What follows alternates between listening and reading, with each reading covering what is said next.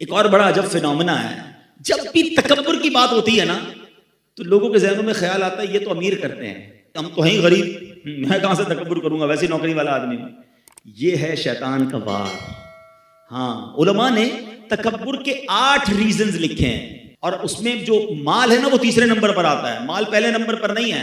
تکبر کا جو سب سے پہلا ریزن ہے نا وہ ہے علم۔ جب بندہ علم سیکھ لیتا ہے نا تو اس کو باقی لوگ جاہل لگنے لگ جاتے ہیں، ان کو تو آتا ہی کچھ نہیں ہے، انہوں نے پڑھا ہی کچھ نہیں ہے۔ بڑی کمال کی روایت ہے، من قال انا عالم فہو جاہل، جس نے کہا کہ میں عالم ہوں وہ جاہل ہے۔ علم ضرور سیکھیں، مگر سیکھنے کے بعد کسی اور کو جس نے نہیں پڑھا اس کو اپنے سے کمتر نہیں سمجھنا، یہی تکبر ہے۔ سیکنڈ ریزن آف تکبر، وہ فرمایا عبادت۔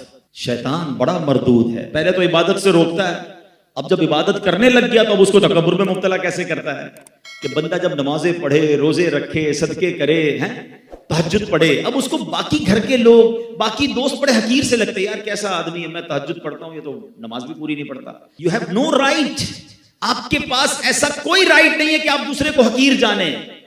اور یہ شیطان کا بڑا خطرناک وار ہے کہ عبادت گزار کو تکبر میں مبتلا کر دیتا ہے۔ بڑا پیارا واقعہ ہے نا کہ ایک بار ایک بزرگ جو تھے اپنے بیٹے کے ساتھ کئی سفر پر جا رہے تھے، راستے میں مسافر خانہ آیا، باپ بیٹے بھی سو گئے، قافلے والے بھی سو گئے، تہجد کا وقت ہوا تو باپ بیٹے اٹھے، تہجد پڑھی۔ تہجد پڑھنے کے بعد بیٹا والد صاحب سے کہتا ہے ابا جان یہ کیسے لوگ ہیں، کوئی بھی نہیں اٹھا۔ اب جو ابو جی نے جواب دیا نا، اللہ کاش یہ بات سمجھ آ جائے، کہ بیٹا تو بھی سویا رہتا تو اچھا تھا۔ بات آئی سمجھ میں؟ اب تو نے اٹھ کر تہجد تو پڑھ لی، مگر پڑھنے کے بعد تجھے دوسرے حقیر لگنے لگے، یہ بڑا پرابلم ہے۔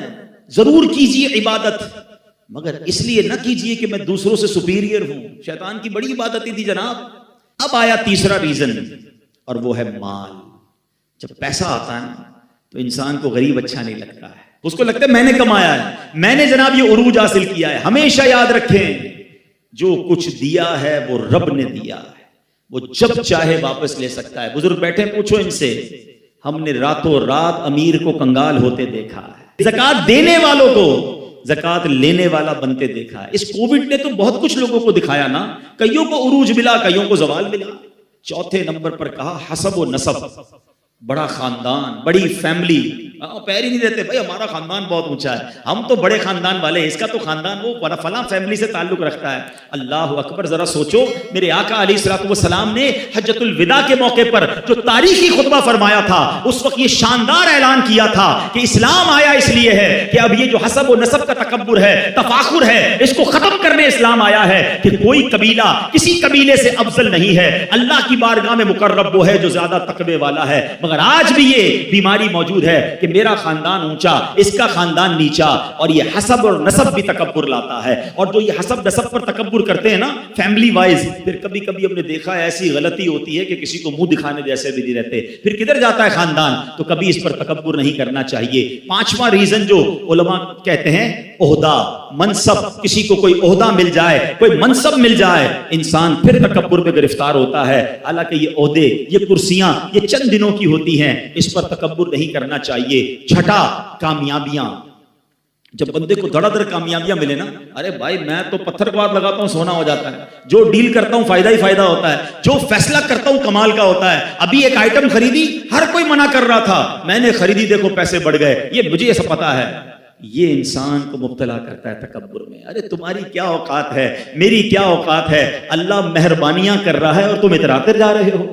ہونا تو یہ چاہیے کہ وہ عطائیں فرمائے تو ہم سر اور جھکائیں۔ دنیا کا دستور ہے، درخت پر جب پھل لگتے ہیں نا وہ درخت جھکتا رہتا ہے، جھکتا رہتا ہے، جتنا پھلدار ہوتا ہے اتنا جھکتا ہے، جس کے کانٹے لگے ہوتے ہیں وہ سیدھا کھڑا ہوتا ہے۔ کامیابیاں ملیں یہ اللہ کی عطا ہے، اور شکر کرو اور عاجزی کرو، اتراؤ نہیں۔ ساتواں سبب علماء کہتے ہیں حسن و جمال۔